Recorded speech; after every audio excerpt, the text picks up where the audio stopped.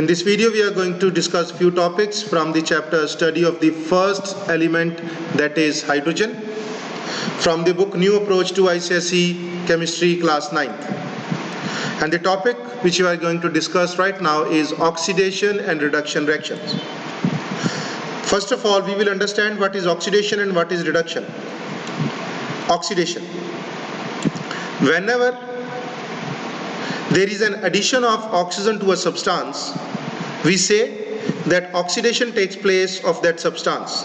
Or whenever there is a removal of hydrogen from a substance, we say that oxidation takes place of that substance. So we can conclude that addition of oxygen to a substance is also called oxidation, and removal of hydrogen is also called oxidation. Moving on further, the substances which causes addition of oxygen or the substances which causes removal of hydrogen, those substances are called oxidizing agents. The few common examples are oxygen, ozone, chlorine, hydrogen peroxide, nitric acid and sulfuric acid. These all oxidizing agents, they help the other substance to add oxygen or to remove hydrogen. That is why they are called oxidizing agent. Moving further, we are going to discuss what is reduction. Whenever there is an addition of hydrogen to a substance, we say reduction of that substance takes place. Or whenever removal of oxygen from a substance takes place, then also we say reduction of that substance takes place. And the substance that causes the addition of hydrogen or the removal of oxygen, that substance is called reducing agent. The few examples are all the active metals like sodium, potassium, calcium, aluminium, zinc, a non-metal hydrogen, the substance carbon, the compound carbon monoxide,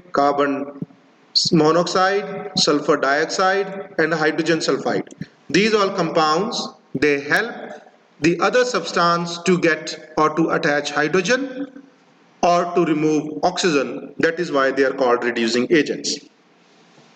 Now let's study the oxidation and reduction in the form of equations. Here is the first equation, in which you can see copper, when combines with oxygen, it forms copper oxide. Here the copper which was not having oxygen, the oxygen gets attached to it, therefore the oxidation of copper takes place.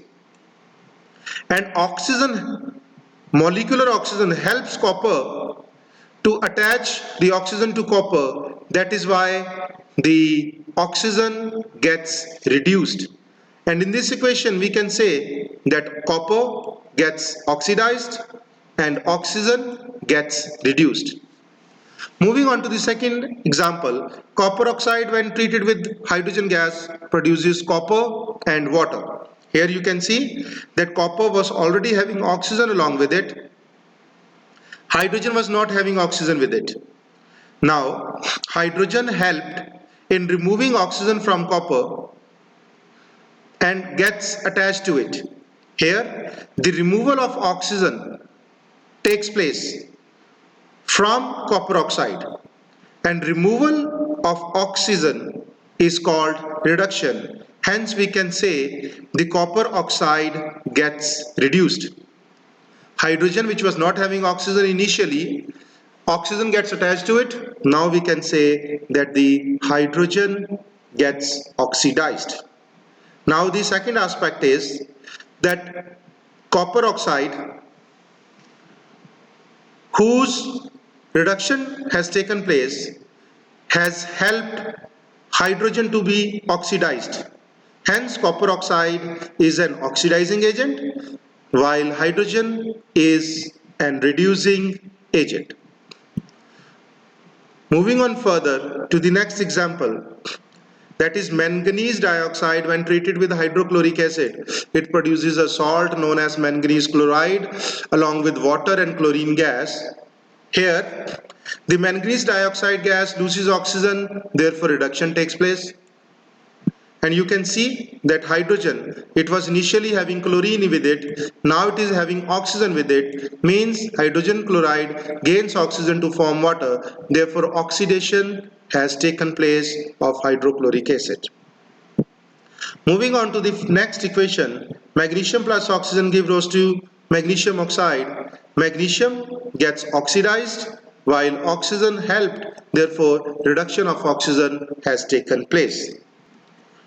Moving on to the next equation, sodium, when reacted with oxygen, it forms sodium oxide. Here also, sodium gains oxygen, means oxidation has taken place, and the oxygen undergoes reduction. And the last reaction says that hydrogen sulfide, when treated with bromine, hydrogen bromide and solid sulfur is produced. Here, hydrogen sulfide loses hydrogen. Therefore, loss of hydrogen is called oxidation, hence oxidation takes place. And bromine, it gains hydrogen, means gaining of hydrogen means reduction, therefore reduction has taken place. So in this video, we have discussed what is oxidation and reduction reaction and how they takes place. That's all in this video.